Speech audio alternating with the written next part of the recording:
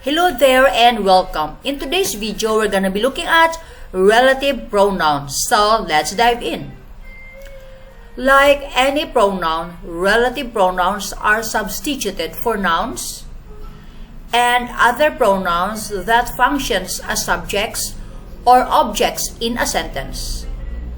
Like any pronoun, relative pronouns are substituted for nouns and other pronouns that functions as subjects or objects in a sentence. Relative pronouns are mostly used when combining sentences in which a word or phrase is repeated. Relative pronouns are mostly used when combining sentences in which a word or phrase is repeated. Example: the gym was very crowded today. The gym is closed tomorrow.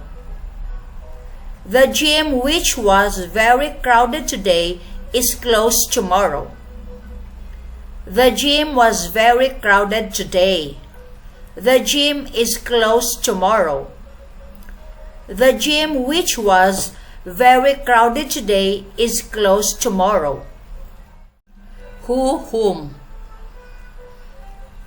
Use who and whom when referring to beings with consciousness. Use who and whom when referring to beings with consciousness. People, animals, when personified, God, etc. People, animals, when personified, God, etc. Example: the man who sold you that book is my teacher. The man who sold you that book is my teacher. Who is a definite pronoun because the sentence mentions the person in advance. Who is a definite pronoun because the sentence mentions the person in advance. Use who when the pronoun is the subject of a verb. Use who when the pronoun is the subject of a verb. Example: Arnold Schwarzenegger is one of the most popular action movie actors. Arnold Schwarzenegger is one of the most popular action movie actors. Arnold Schwarzenegger was the governor of California. Arnold Schwarzenegger was the governor of California. Arnold Schwarzenegger, who is one of the most popular actors, was the governor of California. Arnold Schwarzenegger, who is one of the most popular actors, was the governor of California. Use whom when the pronoun is the object of a verb, preposition, or infinitive. Use whom when the pronoun is the object of a verb, preposition, or infinitive. Example: Betty is the president of Bedrock. Betty is the president of Bedrock. Wilma praised Betty at the meeting. Wilma praised Betty at the meeting. Betty, whom Wilma praised at the meeting, is the president of Bedrock. Betty, whom Wilma praised at the meeting, is the president of Bedrock. Whom replaces Betty, which is the object of the verb praised. Whom replaces Betty, which is the object of the verb praised. More examples. Sam wondered who was ringing her doorbell. Sam wondered who was ringing her doorbell. Who is the subject of was ringing? Who is the subject of was ringing? Sam was not sure whom he could trust with her secret. Sam was not sure whom he could trust with her secret. Sam is the subject of trust. Whom is the object of trust? Sam is the subject of trust. Whom is the object of trust? Note, it is safe to use who if the sentence begins with the pronoun. Note, it is safe to use who if the sentence begins with the pronoun. Who did you ask? Who did you ask? Whom did you ask? Whom did you ask? And this is more formal. Which that. Use that when referring to people, animals, or things in an essential relative clause. Use that when referring to people, animals, or things in an essential relative clause. Example, the book that is assigned to me is 400 pages. The book that is assigned to me is 400 pages. We are giving information. Is 400 pages about a specific book. We are giving information. Is 400 pages about a specific book. The book that is assigned to me. The book that is assigned to me.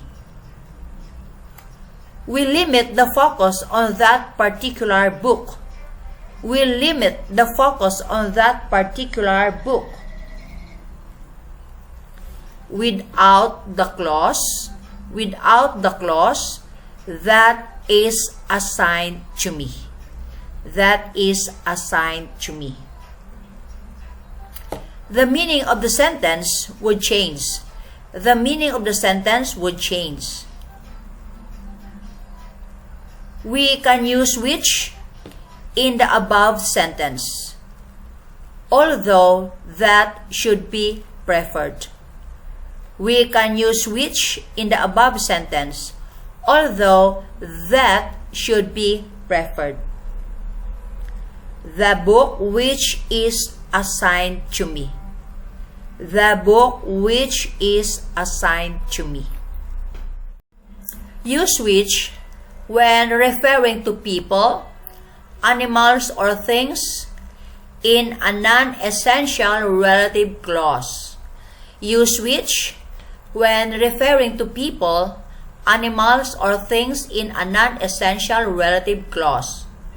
Example, San Francisco, which is a great city in California, is where my brother lives. San Francisco, which is a great city in California, is where my brother lives.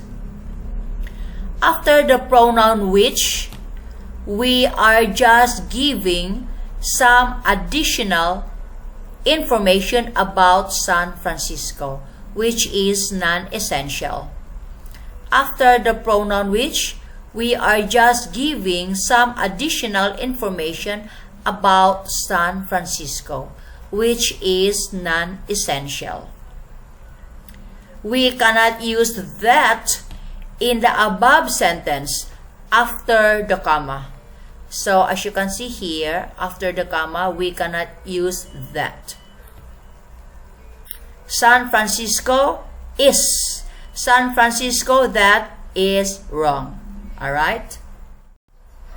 More examples on which V is that. Animals that have 4 legs can learn to hop quickly. Animals that have 4 legs can learn to hop quickly. Limiting the focus on animals with 4 legs only. Limiting the focus on animals with 4 legs only. Animals which breathe the same air as us have existed on Earth for many hundreds of millions of years. Animals which breathe the same air as us have existed on Earth for many hundreds of millions of years. Cats which cannot fly are friendly animals. Cats which cannot fly are friendly animals. Additional information about cats which cannot fly and the main point are friendly animals. There is no certain limitation by the pronoun which. Additional information about cats which cannot fly and the main point are friendly animals. There is no certain limitation by the pronoun which.